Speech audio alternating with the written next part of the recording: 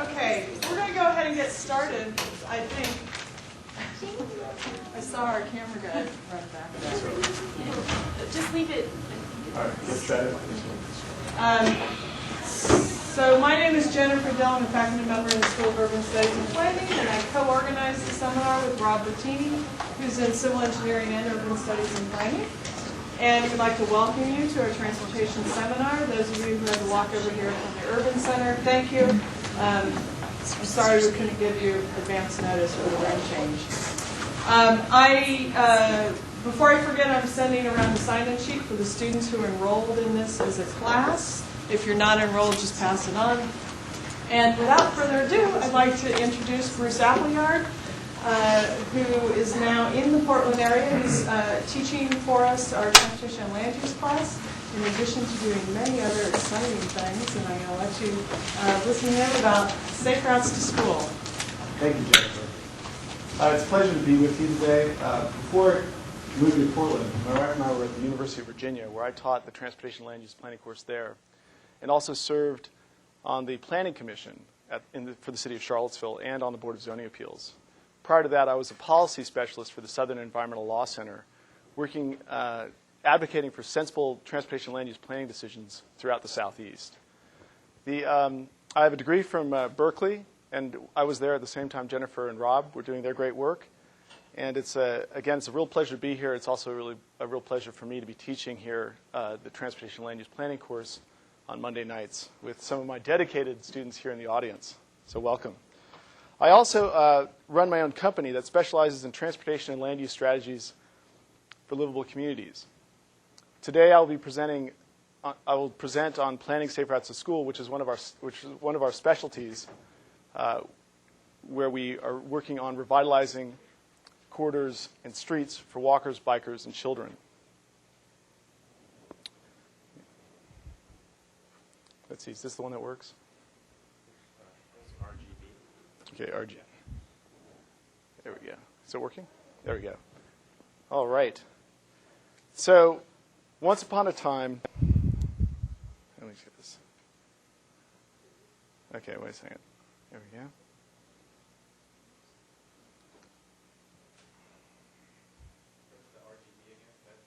All right. And then, okay. I need the keyboard? Okay. Okay. Thank you. All right. So this is the agenda for my presentation. We'll first define the issues. We'll cover a brief history of safe routes to school and the safe routes to school movement. I'll talk about some of my research on livable streets for school children. Then we'll discuss implementation strategies and then steps moving forward. I first want to acknowledge some people that helped me with this presentation. The list is long. David Parisi of Parisi Associates, who I collaborate with on many projects. Wendy Callens, the program director for the Safe Routes to School program in Marin. She's done tremendous work in spearheading this effort. Tammy Sufi she's a transportation planner for the Tool Design Group, and Constance Beaumont with the Oregon Community Protection Coalition, the Surface Transportation Policy Project, the Centers for Disease Control, America Bikes, the Transportation and Land Use Coalition, and the National Center for Biking and Walking, and Scott Bricker with the Bicycle Transportation Alliance, who I think might be here today. Thanks, Scott, for all your help.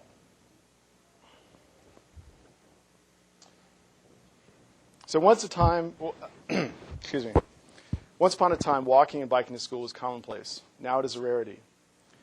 I want to ask you, how many of you, when you were growing up, walked or biked to school on a regular basis? Okay, about roughly half. And that's consistent with the statistics from the Federal Highway Administration that say that in 1969, roughly half of the children walked and biked to school. Today, it would be about 1 in 10 of us. If we were children, only 1 in 10 of us would be walking or biking to school.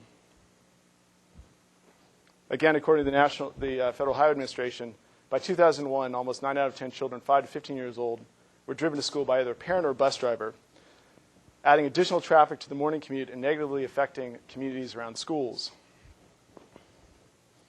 In Marin County, for example, morning traffic, school-related traffic, accounts for about 21 to 27% of the traffic. So clearly, if we can develop strategies that allow children to walk and bike to school under their own power, we can provide a far greater benefit for our community in terms of traffic relief and lower pollution levels. So first, let me talk about some of the factors that are leading to this decline in walking and biking to school. I'm sure there are many others, but right now we'll just focus on some of the big ones. First, the journey to school has become longer and more treacherous due to decades of suburbanization. The prevailing convenience of the automobile over other modes in these suburban environments. National school guidelines recommending minimum school lot sizes that can often only be found on the fringes of urban areas. Now, I'll talk a little bit about that in just a second. Also, busing for diversity, but also for hazard avoidance. And I want to reference a recent study by the South Carolina Coastal Conservation League that found that students living within 1.5 miles of school, clearly within a walkable and bikeable distance, were bused because of hazardous conditions along the route to school 3 times more in schools built after 1971 than those built before. So a clear indication that more recent schools were placed in areas that were harder to reach. Then, of course, parents concerned about exposure to dangerous strangers, as well as their concern about exposure to automobiles. And I think, and I argue, this is really due in part to the lack of adequate walking and biking facilities. And the research I will present later bears that out from a qualitative perspective. So let me touch on the National School Guidelines. The Council for Education Facilities Planners International, or CEFP, recommends that new school campuses have at least 1 acre for every 100 students, plus 10 acres for an elementary school, 20 for a middle school, and 30 for a high school. That roughly means that a 2,000 student high school would have to have 50 acres. So where are we going to find these acres? I mean, they're going to be on the fringes of the area of development. Now, they're trying to work on changing their policies, but they've left they've left an institutional legacy where some people have them required still. About 6 states have them required, but a lot of them still have them as recommendations. And whether it's a requirement or recommendation is a distinction without really a difference, because people will then default back to the prevailing guidelines from such an astute national organization. Further, there are barriers to fixing old schools. California law stipulates that school districts cannot receive state funding to renovate existing schools if rehabilitation costs exceed 50% of the cost of building a new school. What we also see here are people who specialize in building schools that are actually doing the studies on school capacity. And there are some institutional practices that then lead to the construction of new schools being favored when studies are done as opposed to renovating old schools. Another problem that we have to recognize are the decision-making bodies themselves. The school boards and the planning commissions, the two main groups that will wrestle with school rehabilitation or school construction issues, operate basically in different silos. And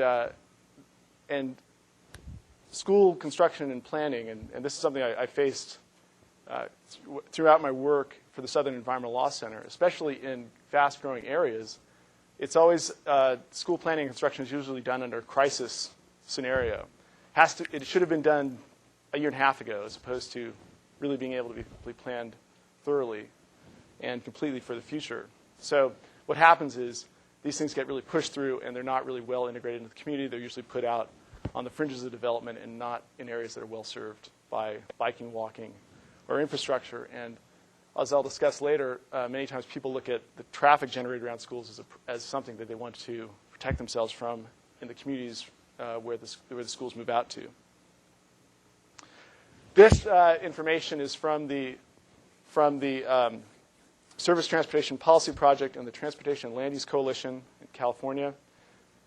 They did a survey.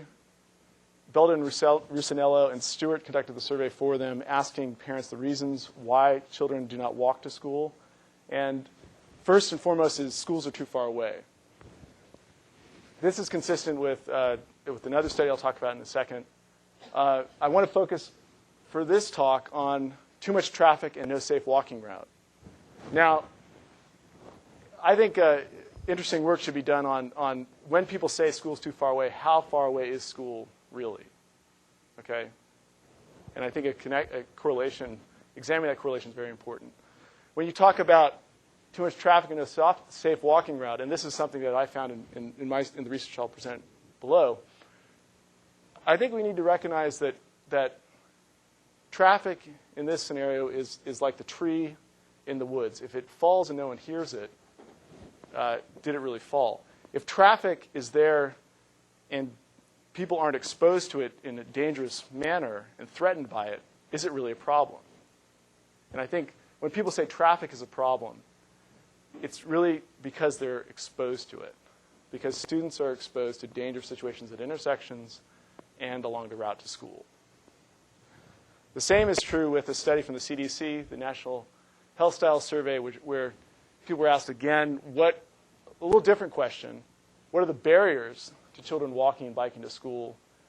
And again, distance is important, traffic, weather, crime, school policy, and again, traffic is recognized as the major barrier to getting to school. And again, it's the traffic.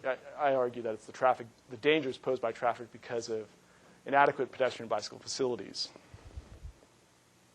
And this is a real concern. This here is courtesy of my colleague at the Southern Environmental Law Center. This is in Virginia. And this sidewalk, the school's over here. Here's the laser pointer here. Okay. The school's here. And the sidewalk comes up here and ends here to a crosswalk. The crosswalk ends right there. Okay? And clearly, these problems are all over the place. I'll show you more of them later.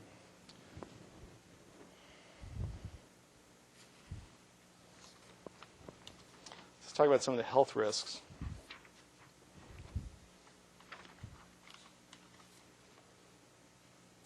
Following examples from Europe and Canada, the Safe Routes to School movement is an attempt to dismantle the physical and psychological barriers between home and school. The payoffs in terms of increased freedom of movement are enormous for children, with the positive side effects of promoting healthier lifestyles. Obesity, we're seeing obesity among children in the United States has reached epidemic proportions according to the Centers for Disease Control. These rates have tripled over the past 2 decades, a trend which is at least partially attributable to the inadequate infrastructure supporting physical activity. In addition, asthma rates have increased 160% in the past 15 years due in part to exposure to exhaust from automobiles. We've seen a sharp increase in the case of type 2 diabetes in children, a sharp increase in asthma. And pedestrian injuries are the third leading cause of unintentional injury-related death among children. The concept that a child born today will live sicker and die younger than their parents is starting to be considered seriously by health officials right now. And there are also other problems associated with the way we've developed our schools and not served them well by adequate infrastructure. And this is part of the study I'll talk about later. As our schools are built on the fringes of development or indeed segregated from our neighborhoods by the lack of proper sidewalks and bike lanes to protect our children from traffic, children may have to view their world through a windshield as parents are forced to chauffeur them throughout their childhood. Now, this is a child that was asked a very basic question. Please describe your neighborhood between your home and school. There's the child's house. Let's see, where's this? And the school's over here. I'm sorry, right there. The school's over here. And this child basically understood his environment as a series of unlinked paths where he'd travel from home to the friend's house, to the mall, to Petco, and then back. But there's no cognitive connection between the mall and church. There's somewhat one between school and church, but there's nothing really tying these areas together. And I'll talk more about this research in a little while.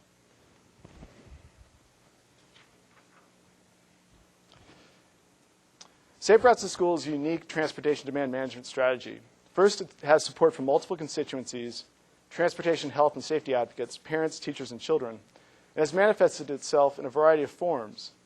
Second, Safe Routes to School programs have gained strength from the local and grassroots level, resonating with the desire to recapture one of the most cherished and independent expressions of our childhood. And third, where most other TDM strategies focus primarily on marketing and promotion, for example, campaigns promoting carpooling or riding transit, Safe Routes to School is an equal emphasis on the funding and construction of infrastructure for walking and biking, the infrastructure that actually makes this happen.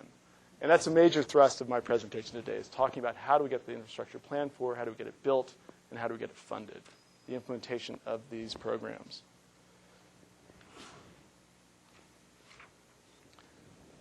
And I just wanted to point this out. I really appreciate this because when I was a child growing up in Berkeley, I used to roller skate to school, down all the way from the south side of Berkeley all the way down to near the marina almost. And I really appreciate these two children here who actually are sharing a pair of roller skates. Now, these are roller skates with the 4 wheels, not the inline type. Let me give you a brief history. In the mid-1970s, Denmark was cited as having the worst child pedestrian accident rates in Europe, one of the worst child accident rates in Europe. This prompted the city of Odense to pioneer a pilot program where all of their 45 schools identified specific road dangers to be addressed. They proceeded to create a network of traffic-free pedestrian and bicycle paths, established slow-speed areas for certain roads, and complemented these with traffic calming measures. In 10 years, child pedestrian and cyclist casualties fell by more than 80%. Soon after, Denmark established what is now considered the longest-standing national program, which has now been implemented in 65 localities nationwide. In Great Britain, a group called Sustrans initiated 10 Safe Routes to School pilot projects in 1995. Bike lanes, traffic calming, and raised crossings cut traffic speed considerably. 2 years into the initiative, bike use tripled.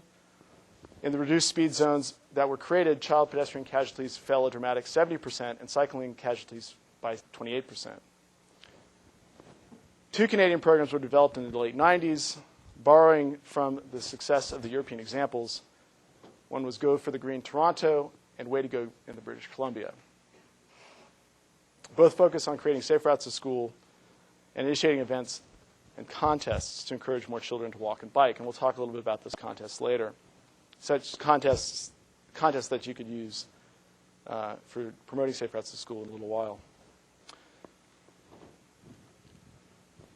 One of the earliest safe routes to school programs in the U.S.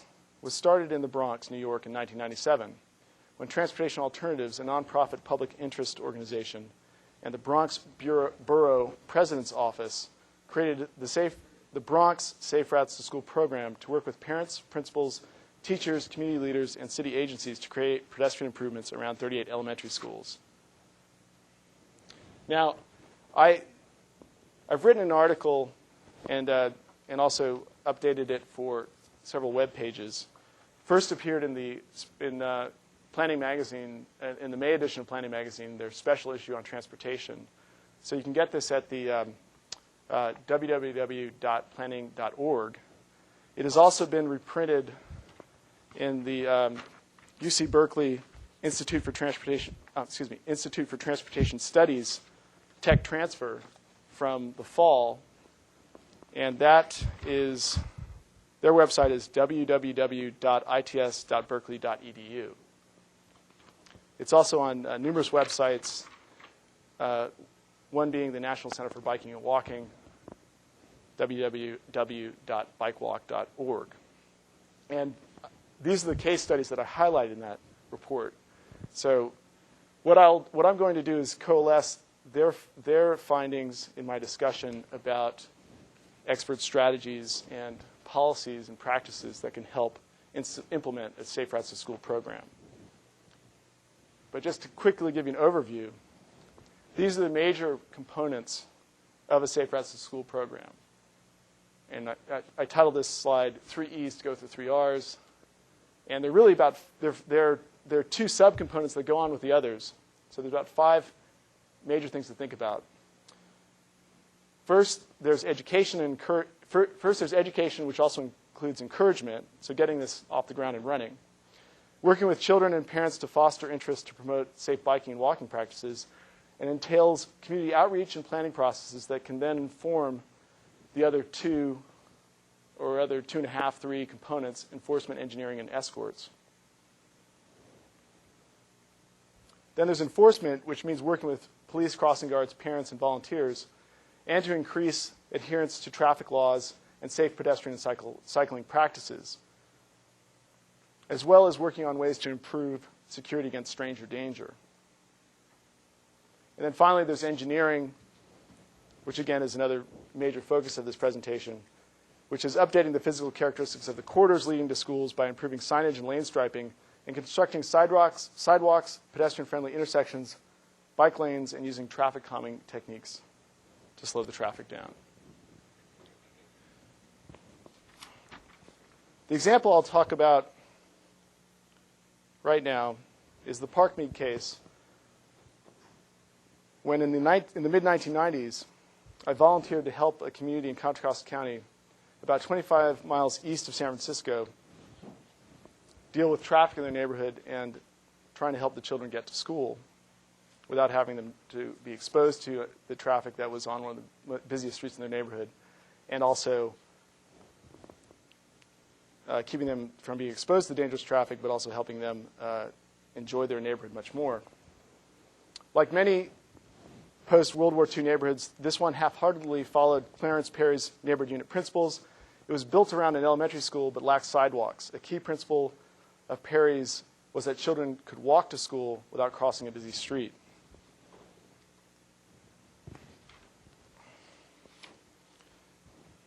So in order to explore how traffic and the lack of proper infrastructure like this affects children and their perception of their environment, we had children from different communities, similar in most respects except their traffic levels, draw freeform maps of their neighborhood between their home and school.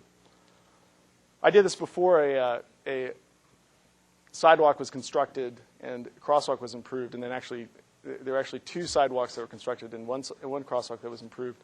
So I also did a before and after study which yielded some very interesting results, basically providing powerful graphic evidence regarding the detrimental relationship between a child's exposure to traffic due to inadequate biking and walking facilities and their inability to develop a strong cognitive connection with their neighborhoods.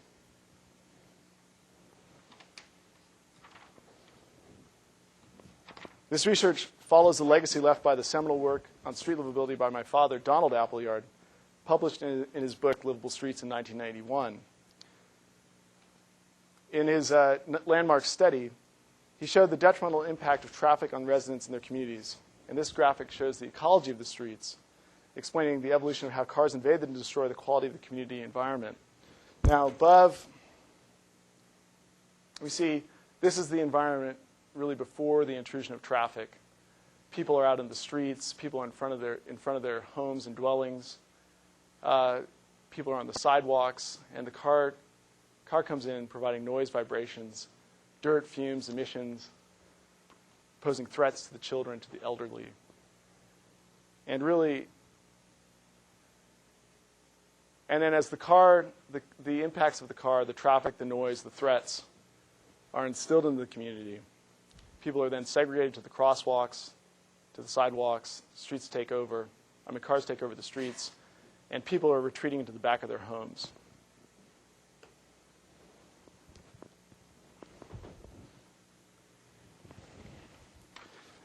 This graphic dramatically shows the inverse relationship between traffic and the quality of the neighborhood environment. The respondents were asked, what is the extent of your home territory? In a light traffic street, we can see that it's much more expansive. The home territory extends out beyond the realm of the street, also goes into the neighbors' homes across the way. As the traffic increases, the extent of the home territory is diminished, and finally, people are retreating into the back of their home, into the back rooms of their apartment. And this is a graphic from the 70s depicting this in 3 dimensions.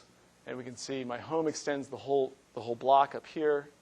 I think of it as my real home, much more expansive out into the street. And then there's a retreat as traffic goes up. These are 3 different streets, very similar in most respects, but their traffic levels are different. This is a medium street. It's a medium place. And then finally, the heavily trafficked street.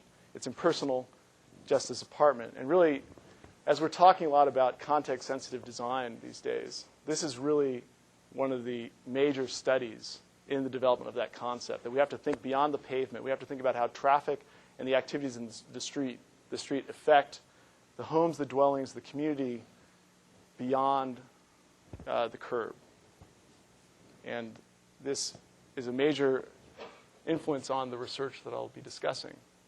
This is another example, asked about their neighboring activities. And again, we see the inverse correlation between light traffic here, lots of activity out in the street, lots of connections across the street, and diminishing sense of the community as traffic increases. So back to the study.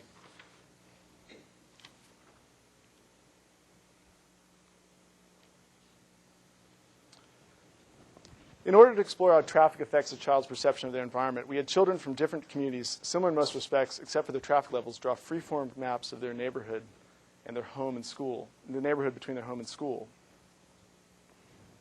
Our primary finding was that lower levels of traffic did indeed give children a more positive perception of their environment, and a follow-up study showed the degree to which pedestrian bicycle facilities can help heal the divide, the threatening divide that traffic can pose to a community. So here's the area we studied. There's 2 neighborhoods we looked at. This is suburban Contra Costa County. It grew tremendously in the years after World War II, primarily because the construction of the Bay Bridge in 1937 and the completion of the Caldecott Tunnel in 1937 as well. As this area grew dramatically in those years, and the neighborhoods we looked at are ones that were built soon after World War II.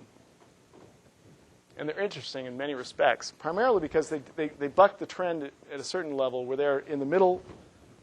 These schools are located in the middle of the neighborhoods. This is Park Mead Elementary School, and this is just the edge of Walnut Creek. And the important thing to remember about this is a school in the middle of a neighborhood that of students that can reach it. Distance is not a factor here. Okay. So this is sort of like the school that was placed in the middle of a neighborhood, not like the ones we're seeing more and more. This was built within the decades after World War II. And clearly this was influenced by Clarence Perry and his neighborhood unit principles. Yes. But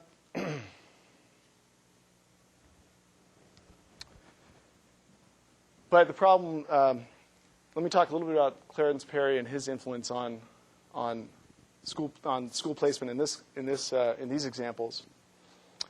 Certain elements of the layout of these neighborhoods was definitely influenced by Clarence Perry.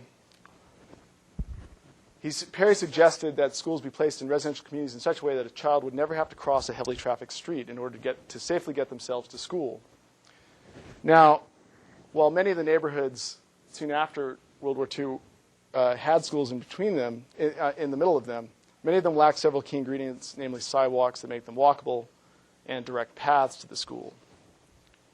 Now, Perry also suggested that we have mixed uses and that we construct our schools around our institutions. I mean, our neighborhoods around our institutions.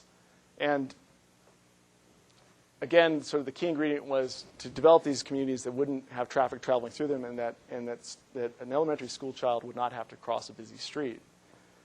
Now, the problem was that this came out in 1929, and then, of course, we went into the Great Depression, and so elements of this were carried forward, but not really to the extent that the complete vision that Perry provided about mixed uses, about basically talking about traffic calming in its earliest forms, and about the preservation of the neighborhood environment for school children was in many ways lost. And but this had a major influence in that it was picked up by the Federal Housing Administration, who at the time was insuring the mortgage rates, or insuring mortgages for first-time home buyers. And they were advised by people in finance and real estate, and not necessarily people who were thinking about urban design. And they had a tremendous influence on the development of these communities as such. They were the ones who were basically the approving body for the developers that were trying to get financing for their construction. Okay, so they had a very simplistic view of what the vision of the neighborhood unit was, and they essentially helped move us away from having better connected grid pattern streets to having more curvilinear, elongated parallels, and essentially disconnected neighborhoods because of sort of a lack of expertise. The important thing this is all covered by Michael Southworth and Iran Ben Joseph in their work, Streets and the Shaping of Towns and Cities, and a major influence over the research I did on this neighborhood. First, I want to go down to the image, give you a little layout of the neighborhood. This is the neighborhood, the heavily trafficked street. This is 15-minute interval traffic counts in the morning. Tremendous amount of traffic, 300 cars going down in 15 minutes. That's one section. This is a major travel a major travel route in this neighborhood. These are the schools. There's virtually, I mean, there was a small bit of space, but not much. So this clearly acted as a dividing wall for the rest of the community and a real impact in their front yards and along the route to school. There was no other. This was the only way that students could actually get to the school was coming down this street. It was a tremendous amount of school traffic, and there was one of the issues was there's a private school here, and a lot of people were coming from out of. A lot of traffic was generated because of that. Now, so now I want to go back to this. So you can see sort of this is the layout, and I actually went in my research. I went and looked at the Federal Housing Administration guidelines and cross sections that they were providing to developers to draw the connection. And these are the exact dimensions of the street, except for a key ingredient, which are the sidewalks here and here. Okay, so they followed the spirit and the intent of the Federal Housing Administration guidelines. Okay, but they didn't follow it all the way.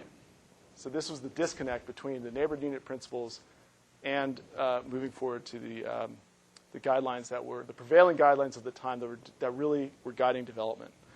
So I went back and interviewed the engineers and the planners who were on staff at the time and asked them why this subdivision was approved without sidewalks.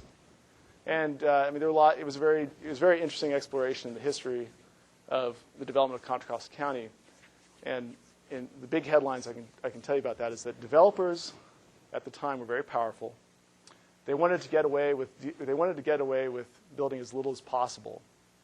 And there was this. I mean, at one point an engineer said to me that, well, no one really wanted sidewalks because they were too urban. And that might have been something the developer told him. Essentially, it wasn't on the top. It wasn't really something pushed by the Federal Housing Administration. It wasn't something the developers wanted to build because they want to cut their costs down. And it was just kind of lost as a standard that was actually followed, or practice that was actually followed through upon. And also the sort of movement away from a gridded pattern was encouraged by the fact that if you have a curvilinear street pattern, you conserve more properties and houses with fewer roads. And as some of you probably know, it's the local planners and engineers were very concerned about making sure that the roads that were built were up to good standards before they accepted them into their system for maintenance. So they also were very concerned about making sure that the developers were doing as good a job as possible in building the roads, and the quality of the roads were good, so they wouldn't have to spend a lot of money maintaining them as soon as they were dedicated to the locality. And the developers wanted to make sure they were cutting their costs as much as possible. This is the lower traffic neighborhood, Gregory Gardens. I should mention there were virtually no sidewalks in Park Mead. Gregory Gardens to the north on 680 in Pleasant Hill, again built about the same time, around the community for which the students can reach it, had some interesting elements. There was a sidewalk here, so that, again, the students were protected from the traffic. And actually, there was a series of drainage dips along here and here and here that served as de facto traffic calming devices. So we observed traffic speeds. They were much lower in this environment. And again, the exposure was much lower to the students traveling to school in the morning. Again, because of the along the one street that had a lot of traffic coming through in and out, there was good crosswalks here and here, and a good sidewalk. So again, with this side-by-side comparison, we were able to find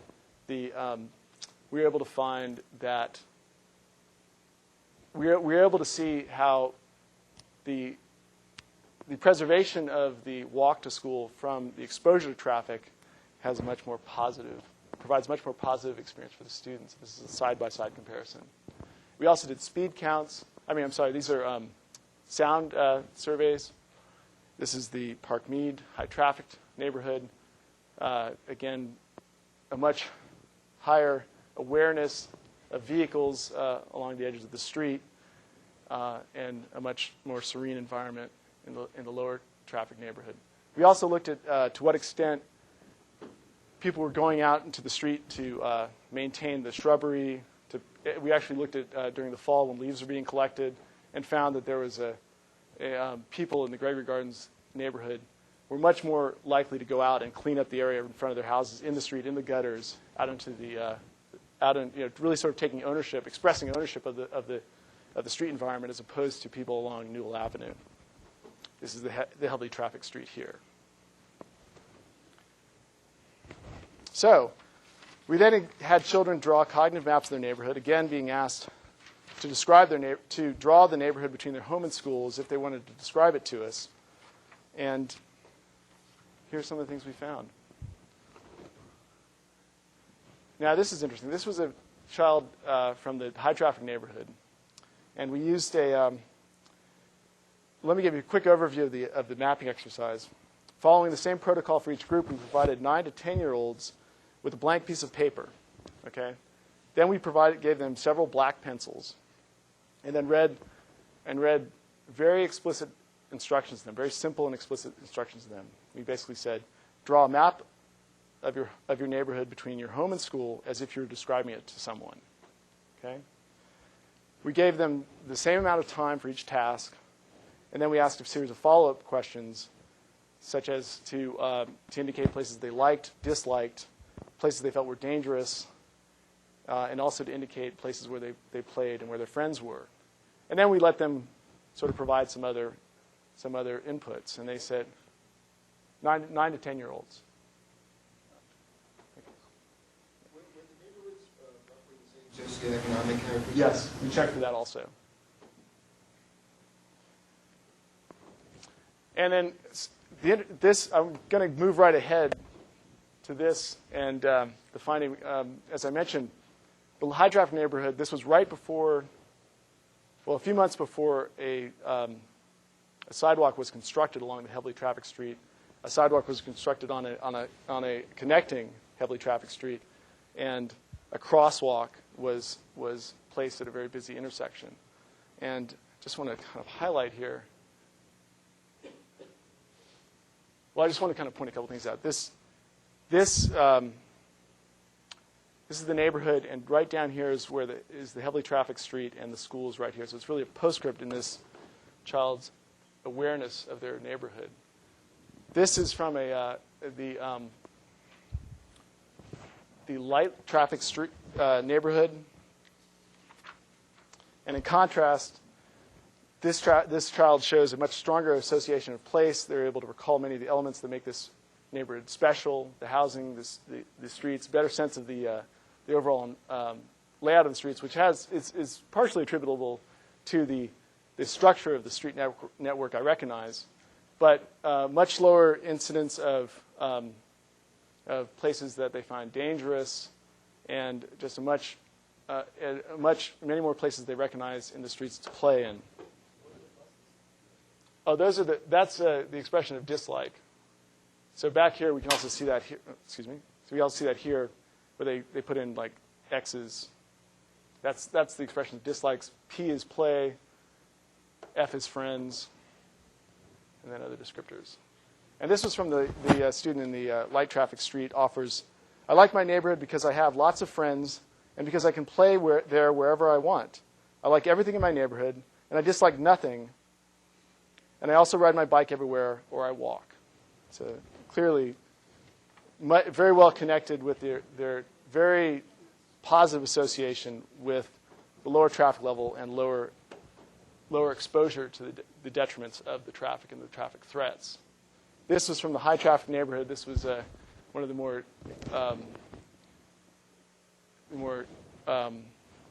detrimental expressions. Lots of feelings of dislike, poor association with some of the elements around on the street that make it really special, such as the trees that line the street. It's a very beautiful street in many respects for the traffic levels. Now, we didn't. Now, looking at them individually was, of course, very interesting, and I'll talk about some of the interesting findings with the individual ones in a little bit. But we also wanted to highlight the collective cognitive experience and sort of draw out the common themes of the two different groups. So I created a legend that would collectively capture the elements that were drawn on the maps. And following on Kevin Lynch's image of the city work and other work that he had done, I created this legend to capture all the individual elements. And we could see that H is where they lived. Cool colors represent places that they like. Positive elements would like to play, vegetation, and friends. Warm colors represented things that were threatening, places they disliked, places they felt were dangerous, and then to sort of get a sense of their ability to recall elements in their neighborhood, we looked at the frequency of the drawn elements, and as they drew a road each time, it would be thickened. So there are 24 children in the heavily trafficked neighborhood and high traffic neighborhood, and 12 in the low traffic. So it was on a frequency base that these elements were captured. And when they drew an object, again, it was thickened. also if they named something, it was then sized up. And so here's the collective cognitive experience of the students from the high traffic neighborhood. Again, this is the loop that I showed you earlier. It's inverted. At this age, north and south orientations on maps is not practiced or understood at that age. And this is the heavily trafficked street, and with many expressions of dangerous dislike. It's another heavily trafficked street where a sidewalk was put in here, and you can see that there are enough children within close proximity to the school to be able to walk. This is a quarter mile, half mile right here. Okay. It's a big fence, and it's a big hill. I mean, there's probably ways that students have gotten through, but they've all had to travel, for the most part, through this gateway. And there's actually, I'll show you an interesting, we actually worked on a plan because there was a right-of-way that wasn't being used that had a fence through it that could have provided sort of drop-off space there. This, in contrast, is the light traffic neighborhood.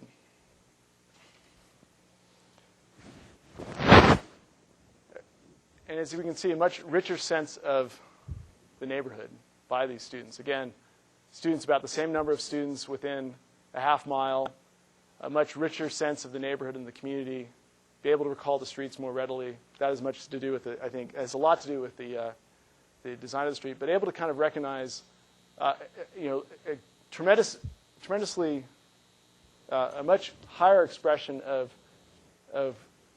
comfort and convenience and sense of well-being than in the high traffic neighborhood. Many more places where they like to play in the streets. Location of friends were readily were expressed. The locations of the trees and the other elements that make the neighborhood special. Fewer representations of danger and dislike. Again, these maps were if the elements in these maps were not drawn in the cognitive maps, they don't appear. So this is the collective cognitive experience of these two different groups. And here's the side-by-side comparison. And this is the pathway that was constructed, so you get a sense of what the street looks like. I mean, a heavily vegetated street, beautiful in many respects. And this study helped inform, as we go to the top, this helped inform planners and engineers where these improvements really need to be made. Of course, right along here and up on Newell Avenue, of course, and at this location as well. And worked with the community to then cobble together, to then create enough space for a pathway to be built.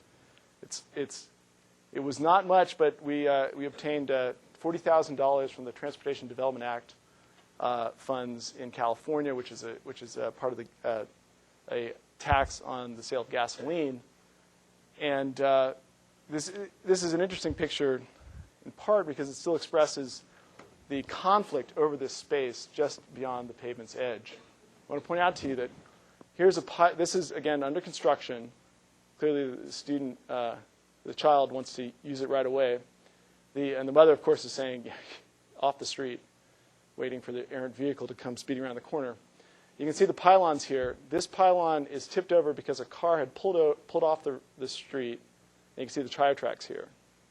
And what was happening was you had 26 feet of pavement, which clearly, if cars had actually parked on the edge of the street, you would have narrowed it down to about 12, 14 feet, and you would have created a single lane, which would have acted as de facto traffic calming. But the speed and the frequency of the vehicles coming down the street pushed people to park on the edge and off of the street and into the only pedestrian zone that was available. Okay? And again, this image captures that conflict still playing itself out. Okay? Again, the connection of what is happening beyond the pavement's edge. Now, I want to go back to this comparison of the cognitive maps of a student before the improvements and then one after.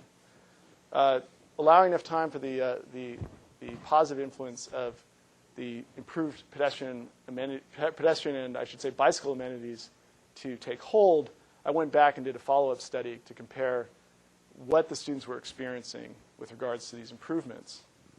Again, this is on the left. It's the same student the left expressing, let's see, I've got the graphics here. Okay.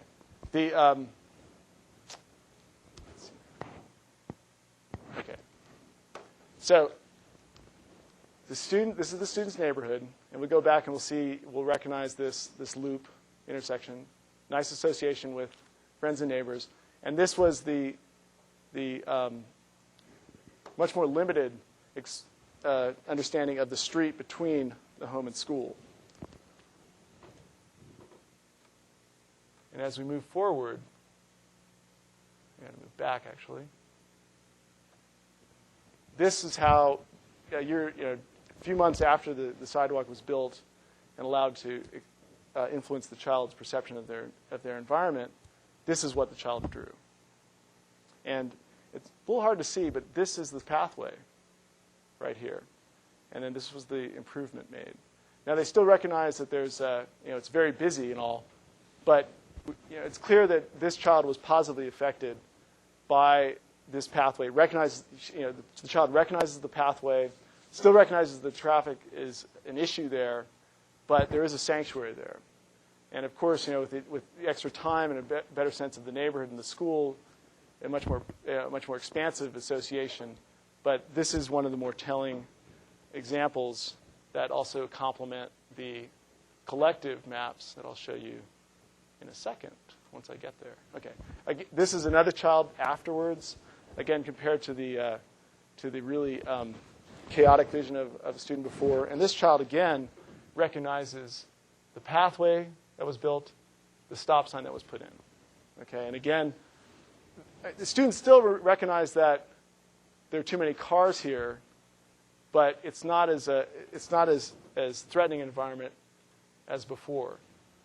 This is the side-by-side comparison, and here's before.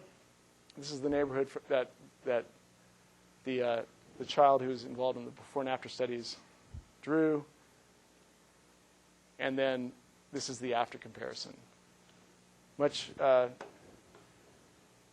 A much richer sense of their neighborhood in the after comparison. There were about 14 students involved in this study. Again, there were about 24 in this one. Or there were 24, and there are 14 here. And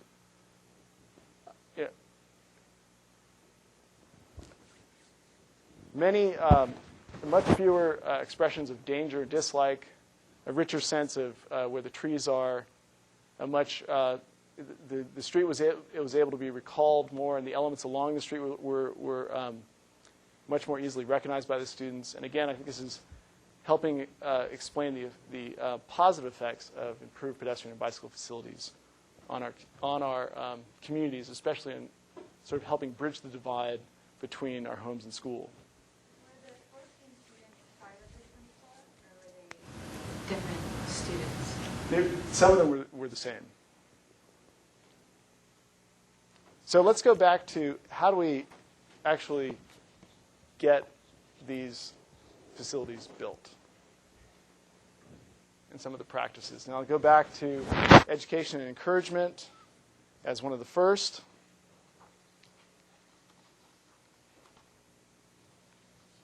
And these slides, by the way, are courtesy of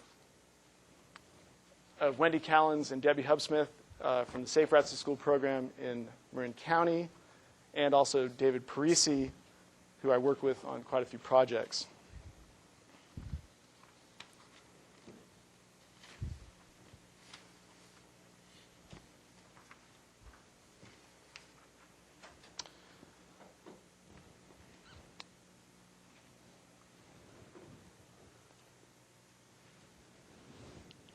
Okay, while Safe Routes to School programs can take many forms, years of experience have shown that 4 activities are particularly effective. We have 5 here. The creation of a Safe Routes school team representing the many stakeholders in the community, and we should really have a membership that expands not only children, parents and teachers, but also community residents, police, and public works engineers to really get them involved right away. You also need to have a well-planned kickoff event that can generate excitement and cultivate a sense of community ownership, and will also help carry the program forward. International Walk to School Day is an important part of this, and it's usually in the first part of October, and it presents an ideal event to rally around. You also need to look at the development of regular events throughout the year to help provide program continuity. For example, some groups designate all Wednesdays as walking Wednesdays, but you can also have a walking Tuesday, walk to school Thursday, whatever sort of fits in the schedule. And you also need to have people come together throughout the year to convene at annual workshops to keep energy and interest into the program. It's also recommended that you conduct 2 surveys early in the process, one of students to determine how they get to school, and one of the parents to measure attitudes and identify obstacles and opportunities for changing behavior. We did this also in our study to get at how parents felt about the walk to school, found that traffic was one of the main issues, distance not so much. And I think also going back to the issue of exposure to traffic, we need to recognize that traffic in and of itself has an inherent multiplier effect in situations like this, where that the presence of traffic actually increases traffic. And what we really need to do is recapture the neighborhood, the environment along the route to school, and have it create a tipping point back to where we have the presence of cyclists and bikers and people with their eyes on the street to protect us from stranger danger, and to make automobile drivers aware that there are bikers and pedestrians and walkers present, because then they slow down and they become safer. They drive more cautiously and will more likely avoid hitting a pedestrian if there are more students in the mix on the bike and walk to school. It's really sort of the Jane Jacobs eyes on the street concept. More pedestrian bicycle activity will ultimately be a safer environment for walkers, protecting them from the threat posed by automobiles, and the concerns associated with child abduction. So here are some of the things you can also do. We have classroom lessons, talk about pedestrian safety and bicycle safety, as well as just environmental and health lessons associated with a more sustainable way of traveling to school. You can have bicycle rodeos, where students really learn skills, better skills about biking and walking. About biking, and learn traffic safety laws, and just become familiar with operating their bicycle. Free helmets can be given out. That's a good program to make sure that you can encourage safe biking. And you can also have a Walk Across America contest where you track the miles for each class and then plot them on a map and then give out awards, such as the Golden Sneaker Award. You can also have, again, mentioned the Walk and Bike to School Day. And this was a Walking Wednesday we instituted in Charlottesville. Give out banners and headbands, get the students excited about this, give out signs. And also, publicity is very important, using phone trees, flyers, posters, newsletters, announcements, and also working with the press. Also, the concept of the walking school bus is very important. If you're going to pioneer the practice of walking and biking to school, having students gather together and, again, make a collective statement to automobile drivers that bikers and walkers are going to be traveling along this route. And, again, sort of reclaiming the space for biking and walking, and, again, creating awareness for drivers that you're there. So also, you want to create safe kid zones. This is a great one. Maybe we do need a crossing guard here, or maybe we need a sidewalk, or maybe we need a bike lane. Again, this is sort of how do we bridge the divide between the students' homes and the school, and help their cognitive connection. Go over some of the elements of a Safe Routes to School improvement plan. You first want to form a Safe Routes to School task force, as I mentioned. You want to evaluate existing conditions. You want to expand your circle. You want to develop a project list and an accompanying map of all the improvements you want to make. What are the issues you need to overcome? You want to make it official. You really want to bring in all the decision makers, and you want to get the improvements funded, which I'll talk about at the end. Forming a Safe Routes to School task force. You want to bring parents, school administrators, and teachers into the mix. You want to get the neighbors involved, especially the neighbors along which the routes might be improved, to get them on board. That's really important because they're the ones, if there's not pedestrian space available there, they could they're key to getting this all to happen. So bring them in even if they don't have children. That was a big issue we worked with in Park Mead. That's why we had just enough space to provide adequate walking space for children. And city officials, engineers, of course, need to be involved. And, of course, we need to have students involved. And you want to evaluate the existing conditions first with parent surveys, student surveys, traffic counts, injury data, speed checks, and community audits. This is an example of a speed check done in Marin County, actually looking at, you compare non-summer to summer to understand how much more traffic you have during the school year. This is a collection of injury data, injury accident data, to find out where these injuries are occurring. And then you also have speed checks to find out where people are speeding. Again, you want to expand your circle, have an open house, convene a strategy meeting, and you want to then develop a project list and an accompanying map. Confirm the problem areas and set the priorities. Identify short-term and long-range solutions, and cost out your program, and use the whole toolbox. Again, I want to mention these slides are coming from Wendy Callan's, the Marin Biking Association, and David Parisi. And they also want to make it official, go to the UN. They might more readily support you than going into Iraq.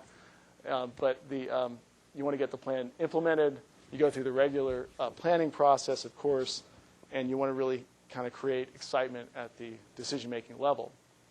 You also want to develop funding for the program and identify funding opportunities, which I'll talk about in just a little while. And work with your city to apply for grants. And make sure along the way that you really get your community involved with this. When you're mapping the routes, you want to have an inventory of the primary routes used by children. You want to identify the problems and records and record the findings with photos and a map.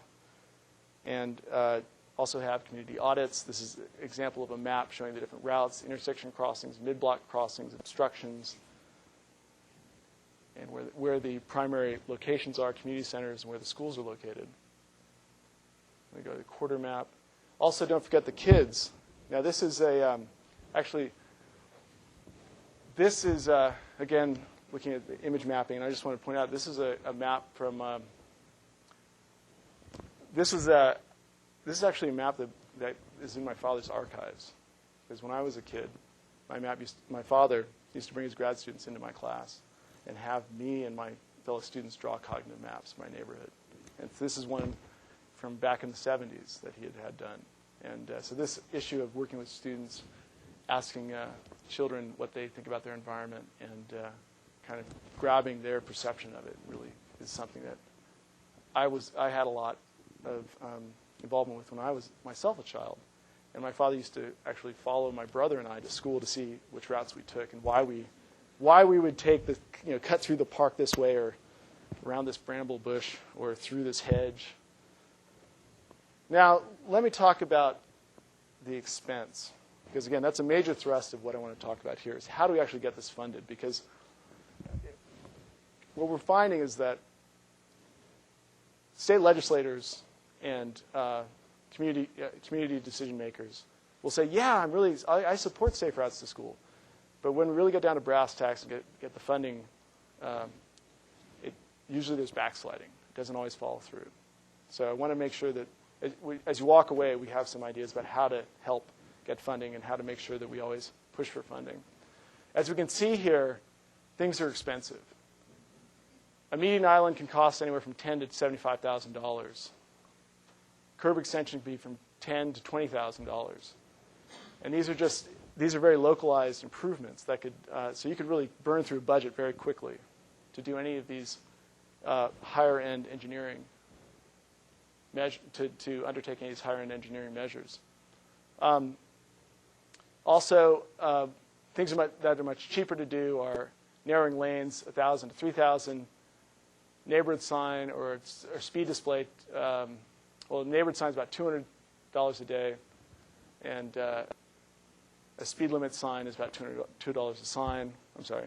So essentially, there are lower cost and much higher cost improvements, but again, the bottom line is to really make a difference and really provide the infrastructure that helps bridge this divide between home and school, to help eradicate the threat posed by cars, and to, again, to mitigate this dividing force in our communities. We really need to get the infrastructure funded.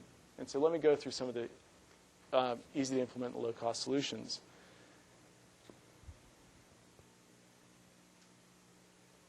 And again, a lot of the one of the key points is that the infrastructure improvements take a long time to get funded. So you really want to go for the quick and dirty things to really make a difference in terms of providing safe routes to school. One of the first things you can do is trim shrubs that limit sight distance and encroach on the walking environment.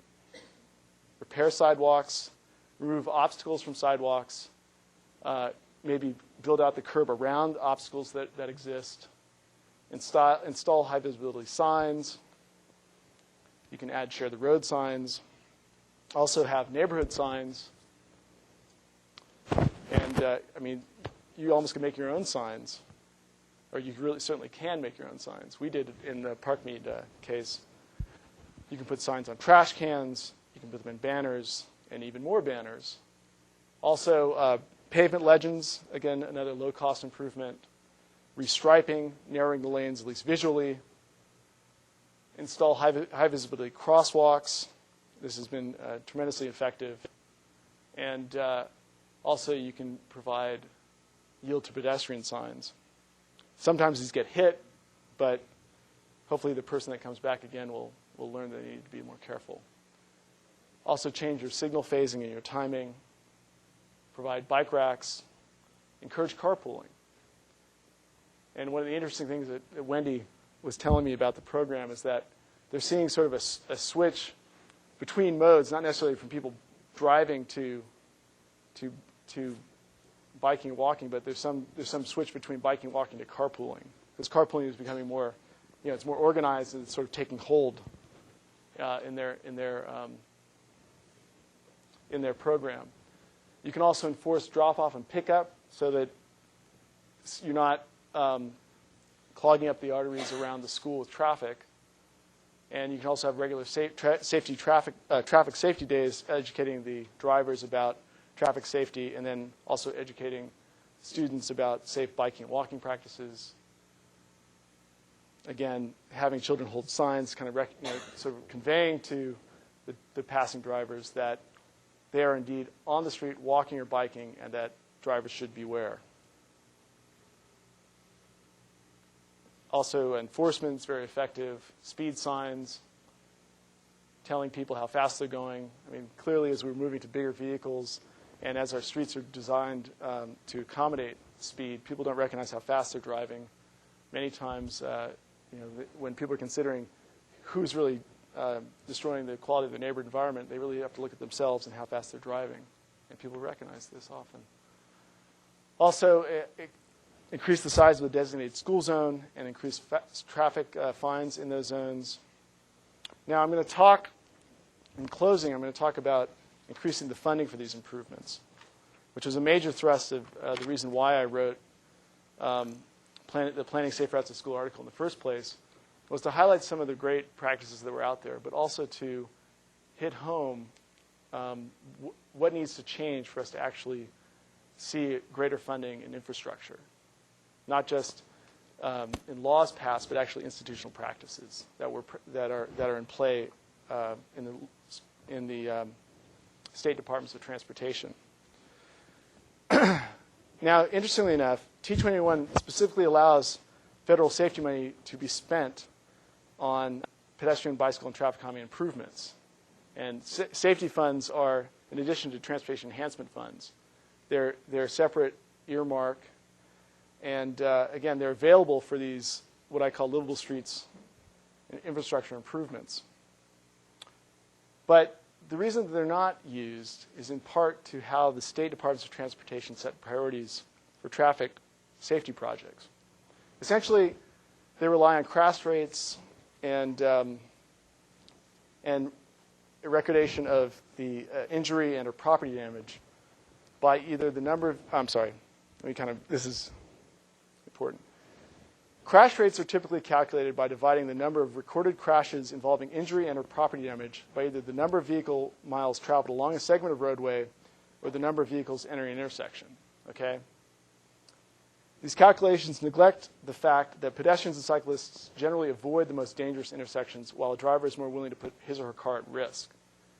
As pedestrians and cyclists, we're much more risk averse. If it looks dangerous, we're not going there. We're going to ask mom or dad to drive us, or we're going to get in the car and to avoid it, we're going to get into a bus, hazard busing.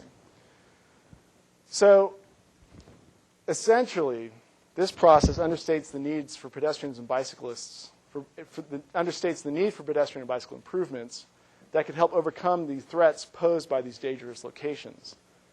Consequently, it screws the funding away from the infrastructure that would encourage walking and biking. Now, a better prioritization process is being developed in the state of Washington, where they're proactively identifying hazardous locations for pedestrians and cyclists. And what they're doing is taking into account vehicle volumes and speeds and pedestrian accident histories, but they're also reaching beyond the pavement to identify locations where there might be a concentration of vulnerable groups, children, the elderly, handicapped, et cetera, and looking at the potential surrounding land uses that could generate more walking trips, such as the presence of schools, parks, apartments, dense downtown locations, and finally, really looking at what is the quality of the walking and biking facilities. Now, I also wanted to mention a recent study done by the EPA that also looked at the influence of pedestrian and bicycle improvements in the built form on walking and biking to school. And it's consistent with our study that there's a positive influence. It really matters to students that there are sidewalks and bike facilities there. So from an empirical side, it supports the notion that this will help children walk and bike to school. Intuitively, it should as well. And from the study I've shown you also, what we're really getting at is the built form matters in mode choice for children. Now, I want to, in closing, I want to talk about how we're funding safe routes. This slide is from America Bikes, which is spearheading the fight for a National Safe Routes to School program. And what we're seeing is that federal spending on bike and ped projects is about 0.7%, whereas trips made by bicyclists and pedestrians is about 7%. But however, bike and ped fatalities are accounting for 13%. So clearly, the federal government really needs to step in and make something happen. Many times the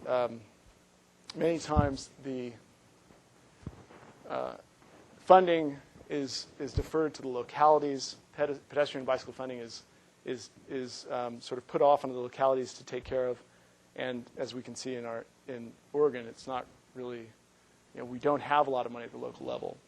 And so what we really need is the federal government to step in and help us recapture this important practice. Yes? Question on the slide here. So do you think that since those bike and ped fatalities on our roadways is high, you think they're spending money on road improvements to solve that problem rather than on bike and ped improvements? Is that something you find? Well, in institutional practices, when you look at the safety prioritization processes followed by the state DOTs, usually if there has been pedestrian injuries, one of the measures is indeed to then build a barrier so that pedestrians can't get into the travel lane. So that's another thing you have to look at. And there was a local example brought up to me recently about, again, this whole issue about whether we taking the leap or the step, so to speak, to help bring pedestrians into the mix. And it was conveyed to me that in one particular case, and I don't want to get into too many specifics here, but the engineer did not want to start improving the pedestrian environment around this intersection because he felt then, at this point, pedestrians aren't going through that intersection, if we encourage them, we're going to have a problem. So again, it's sort of an institutional paradigm. It's a mind shift. It's a shift in the paradigm that people look at with regards to safety projects. We need to proactively look at how we're approaching safety as an issue, and in that, advocate for the needs of pedestrians and cyclists to, again, help get them into the mix, to make drivers aware that they're there, that they're going to be there. And I'll have to say that my wife and I, it's great to be in Portland. We live over in the southeast side, and knowing we feel much safer being able to bike on the streets because there are many other cyclists, because we know that people are then looking out for more cyclists to be there. Now, The 13.6% of all bike ped trips are fatalities, or? no, of all fatalities. Yeah. So clearly there's a disconnect between the funding priorities. Now, again, I want to hit home that an engineering component is a very important part, and it's the one that most readily gets left behind. There was an initiative to get a Safe Routes to School program in Oregon, and it looked like it was going to get some good funding, but then with the funding crisis, it then just became a planning effort, and not with any real teeth. In Portland right now, with the help of the Bicycle Transportation Alliance and Scott Brickler, things are moving forward to create a local program and funding. But still, we can eat this money up very quickly with improvements. So more funding is definitely needed. One way to finance these necessary changes is to convince state legislatures to earmark part of their transportation funds. In 1999, California became the first state to pass such legislation, specifically designated a third of its federal safety set-aside money, about 20 to 25 million, for construction projects that would make corridors leading to schools safer. Since then, 8 other states have instituted statewide Safe Routes to School programs. Actually, there are about 13 states that actually have these programs. I'm sorry. There are 8 other states that have instituted statewide programs, but they have varying commitments to funding. And with the California example, their infrastructure needs far exceeded their supply.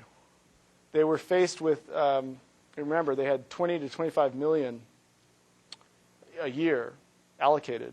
And over the 2-year period, they were asked to fund about $240 million worth of project requests. Okay, so it's a degree of magnitude above the money they had available. I think there are a lot of questions. We've got stuff coming in from the web and stuff. So. Okay, great. Okay. Sure. I'll finish up right now. A recent survey by the Surface Transportation Policy Project found that roughly 75% of the people surveyed favored using highway road funds to create more sidewalks and crosswalks.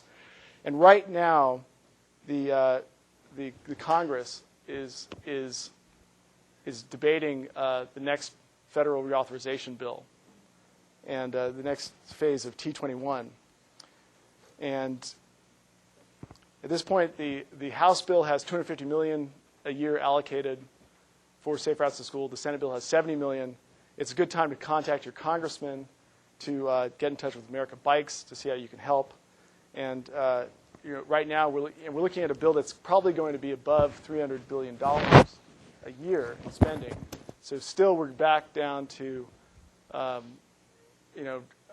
nominal amount of money that could help preserve the walk to school. The expense and effort required may seem daunting, but the potential rewards for our children, parents, and our communities are far-reaching. Thank you. People have to leave, but I'm sure Bruce will take some questions. But Absolutely. We do have another class to get to. There are a couple of questions on the web from our web viewers, who we appreciate. And one of them had to do with the question of whether you found issues that come up that discourage schools from becoming involved in school programs. And the second question was, obviously as our suburban areas grow and change, the school boundaries change. And one question had to do with the question, well, sometimes a school boundary, just to include or exclude the right number of students, will force students to cross a very busy facility. And there was one example in Beaverton where this happened. And are you aware of sort of school boundary decisions taking into account transportation or access issues? Well, my understanding is that when the schools and when the school boards decide on how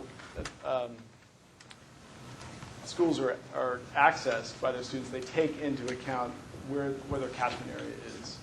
But clearly, with changes in enrollment and issues of achieving greater diversity, this sometimes takes precedent, and the boundaries can change so that you might have to overcome a barrier such as the one in Beaverton. And reasons that schools might not want to participate in such a program? Well, it's interesting. I just want to. It's a good thing you brought that up. School officials usually are juggling a lot of priorities, and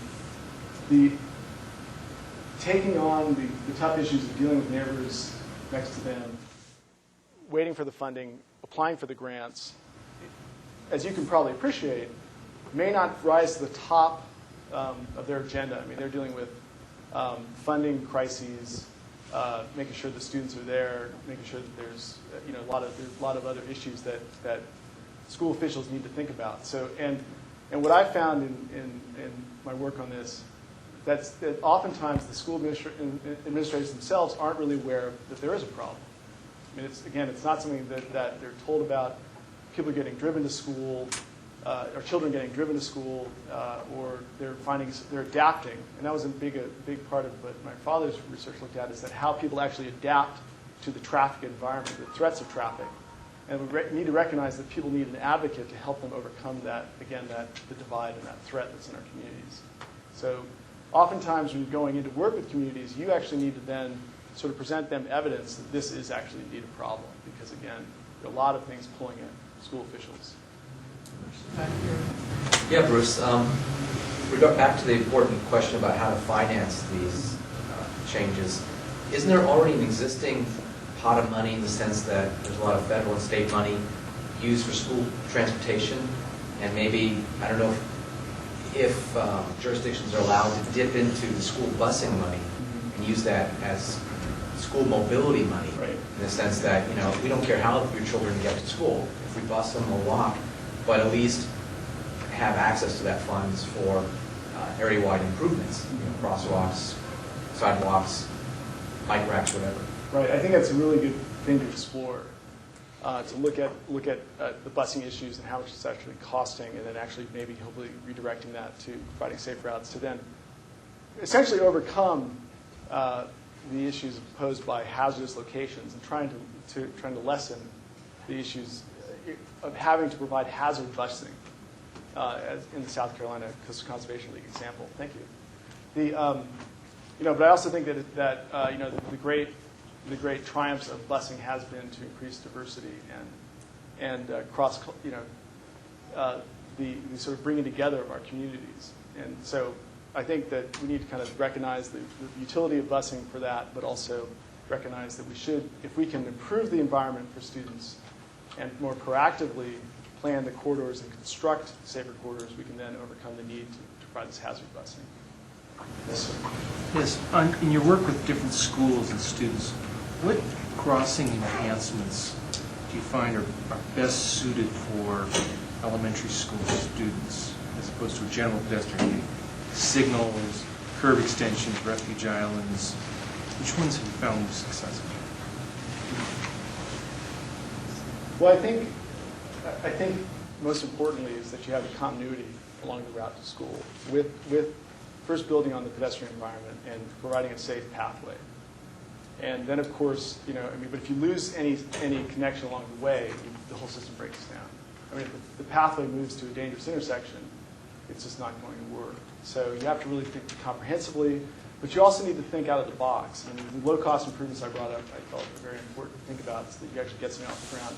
And one of the things that we found was providing a safe route, maybe providing other pathways, especially creating better connections to some of these suburban environments where connectivity has been lost. And one of the examples one of the images I showed, I mentioned that there was an easement that could have provided a cut through that actually would have avoided the location altogether.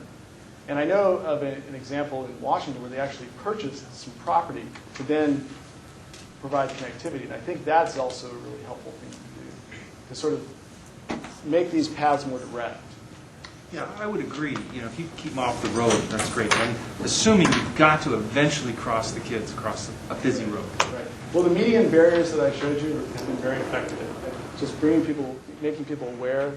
Again, it's a low-cost solution. It gets people aware that this is a crosswalk. If people slow down, it doesn't cost a lot of money. Other forms of traffic calming could be restriping to slow people down, another low-cost solution of a traffic calming nature. And then higher end, more expensive traffic calming measures can also be in play as well. Speed bumps, speed humps, and curb bulb outs to sort of help bring awareness to people. Now, we had a very unfortunate incident occur just a few weeks ago on Foster, where this just tears at the hearts of anybody working on safe routes to school issues, where a woman walking her child was struck by an SUV. Now, and it was a drive around hit, and that could have been, that situation might have been helped if there was an advanced stop line painted about 30 feet behind the crosswalk. Because what happens when you have a car stopped right up at you cannot see around. And what happened? The car stopped, the person drove around, and if you had an advanced stop bar, maybe perhaps 20, 30 feet back, the driver would have hopefully been able to have time to see the mother and her child. And avoided that from occurring. It's a really sad, tragic tale. With this unfortunate kidnapping and subsequent murder, you had spoken about stranger danger. What kind of programs would you suggest implemented for providing safety for children walking to and from school? You mentioned the school bus, the walk bus thing. Do you have any other ideas, thoughts? Well, again, if I can figure out how to get this on. It's hard to see. This actually comes from the Can't Get There From Here report by the California Surface Transportation Policy Project. Just back to but it shows the incidence of stranger abduction and abduction by relatives, people that they know. Again, it goes back to the whole notion that was first conveyed by Jane Jacobs, that with eyes on the street, it's a safer environment. If we have activity on the street, if traffic, again, when I showed the earlier images of the ecology of the street, and traffic coming through and pushing people not only out of the street and just onto the sidewalks, but even in the back of their homes, traffic that then pushes away pedestrian bicycle activity, then leaves an opportunity site for crime. And so by providing a tipping point for pedestrians and cyclists to come back and populate the street, I think we create a much safer environment and again, eyes on the street providing safety for our children. Yes, ma'am. Does the Safe Routes to School take at all into consideration kids who take public transportation like TriMet and then walk from a TriMet stop to school? Like just going from your home to a stop, like my child's across a 5 or 6 lane highway. Right. I think that's another thing that we should really be thinking about, the use of public transportation and what are our connections from public transportation to the schools as well. And the community assessment surveys should really capture that. So you should really look at how students are getting to school right now, take surveys, find out what their mode of travel is, and then find out and really collect from them what are the hazards they're facing on their way to school. And again, take that assessment from the students themselves. And it can be done in more complete survey form where they list, they can write things out, or you can have them draw maps and you can identify, following the methodology that I presented here, what areas are dangerous, what areas you dislike, and then proactively move ahead to find those. Last question. Okay. It seems like all these programs where fixing a problem that exists with these schools that have been built, and we're still building lots of new schools. So are there programs where even before a school is built, when say a school district is looking for siting and design of a facility, where they're now considering safe routes at the very beginning so that they don't have problems in the future that they have to try and fix? Right. Well, here there are connectivity requirements for new subdivisions, and it's clear that there are some really good examples where new subdivisions are being built around elementary schools. There's one right on the edge of the growth boundary out in Beaverton, out on Shoals Ferry Road, where there's this elementary schools there and the neighborhood's right there, and all of the streets, if they don't connect for drivers, have really great paths for students and parents and residents of the community to walk through. So the direct path's already instilled, and this comes from the practice furthered by the Metro's connectivity standards for new development. So around here, new subdivisions are implementing strategies and programs to provide adequate walking facilities for new construction. Now, again, the problem is retrofitting these I would say, schools built in subdivisions that came right after World War II that might not have sidewalks, but proximity might not be an issue, as in the two cases that I discussed. As you start moving into those that are built after 1970 and up until now, they start becoming much further out and much more dislocated from the community from which they can serve. So are the safe routes though? Is it ever are you aware of it ever being a consideration of school officials when they're citing a new school? Is that something they think about, or is it just find a school, build a school, and then worry about how everyone gets there later?